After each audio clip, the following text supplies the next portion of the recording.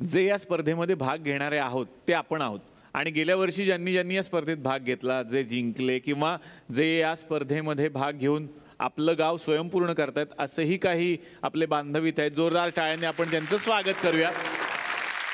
आपण सुरुवात करूयात एका महिलेपासून. इथे बसलेले आहेत बबिता गडलिंग. त्यांच्यासाठी एकदा जोरदार टाळ्या बबिताजी.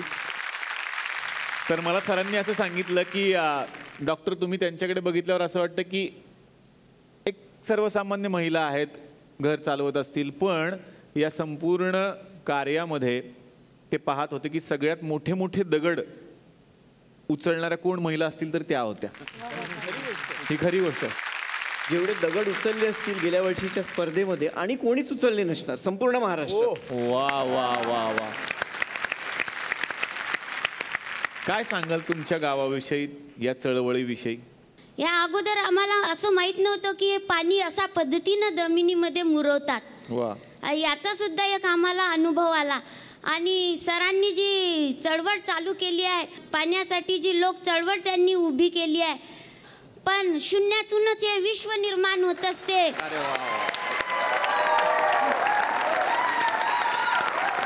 शून्यामधूनच विश्व निर्माण होत असते आणि ते आम्ही करणारच. ही लोक चळवळ त्यांनी चालू केली आणि त्यांच्या पावलावर पाऊल टाकून आम्ही शेवटपर्यंत चालू ठेवणार आहोत. वा वा वा. आणि तुमच्यामुळे आमचा उत्साह वाढलाय आणि सगळ्या महाराष्ट्राचा वाढला. आता नियमांचा सखोल अभ्यास असलेले प्रफुल्लराव बुजाडे यांनी गावाला एकत्र ठेवलं. त्यांचं मनापासून स्वागत.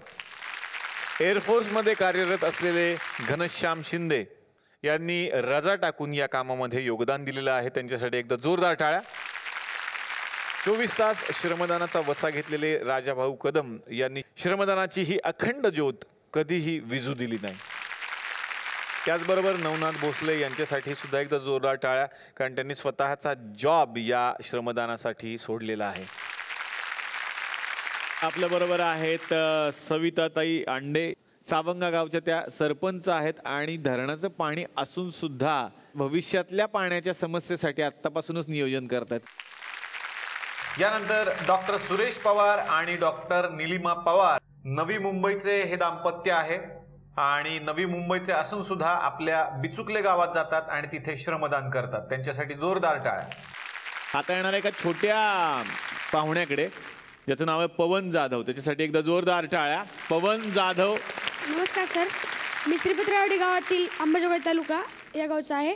मी तुम्हाला तारे जमीन पर तुम्ही पिक्चर काढला आणि मी पाणी जमीन पर आणा असं म्हणलं होतं सर. अख्ख्या महाराष्ट्रात खरोखरच पाणी जमीन पर आलेलं आहे सर. आणि आता गेल्या वर्षी आमच्या गावात स्पर्धेमध्ये होतं. मी म्हणजे माझी एकटीचीच 25 जणांची टीम होती. माझा एक छोटा भाऊ पंकज राजेंद्र जाधव, ह्याचं स्वतःचं टिकाव आणि स्वतःचं स्टोपलं आणि स्वतःच खोरं. दोघं यावरती आम्हाला सगळ्यांना दाखवायचंय महाराष्ट्राला की ही इतकी छोटीशी मुलं आहेत जे एवढं मोठं काम करतायत. सफरचंदाचे काप नीट परतल्यानंतर त्यामध्ये दालचिनी पूड आणि मध घालून पुन्हा नीट परतून घ्यावं. बटर लावलेल्या ब्रेडवर सफरचंदाचे तुकडे, बदामाचे तुकडे, टुटी फ्रुटी, डार्क चॉकलेट आणि मीठ घालून दुसरा ब्रेडचा तुकडा त्यावर ठेवून वरच्या बाजूला बटर लावून घ्यावं. एका बाउलमध्ये स्ट्रॉबेरी सिरप आणि क्रीम घालून सॉस तयार करून घ्यावा. तयार सँडविच पॅन मध्ये बटरवर ग्रिल करून घ्यावं आणि स्ट्रॉबेरी सॉस बरोबर सर्व्ह करावं.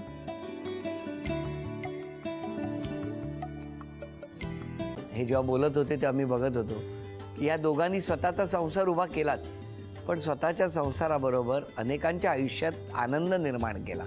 तो आनंद महत्त्वाचा. हसत राहा, आनंदी राहा असं म्हणत शुभेच्छा देऊया. आणि ही झी मराठीकडून भेटवस्तू डेव्हिड तुमच्यासाठी. अभिनंदन.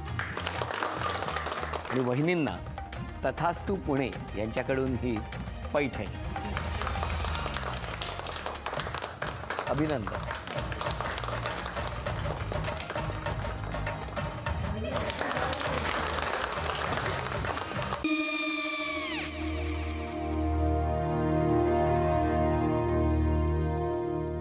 काय गो? हा काय झालं? काय झालं? काय आले मी निकाल लावून आली. हो, पण तिची आईच काय बोलली? तिला वाटलं का सगळ्या निशाने आपल्या चुका कबूल केल्या का? आई मी चांगलं सुनावून आली आहे. त्या तिची बाजू घेत होत्या, पण मी लक्ष दिलं नाहीये. खूप झालं आता. चांगुलपणा खूप झाला. मऊ दिसलं ना की कोपऱ्याने खणतात ना माणसं, ते असं. अगो पण आईच म्हणली काय तिची, पटला काय ती का? मला माहिती. आई मी तुम्हाला नंतर फोन करते. हो. आणि आई बाबा जे बोलले त्याचं वाईट नका वाटून घेऊ. सॉरी. सॉरी काय त्या? नेहा आले.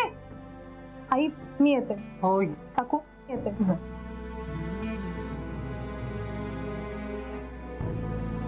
सावकाश जाग. हो हो. मग काय काकू, कधी उडवता लग्नाचा बार? बघूया.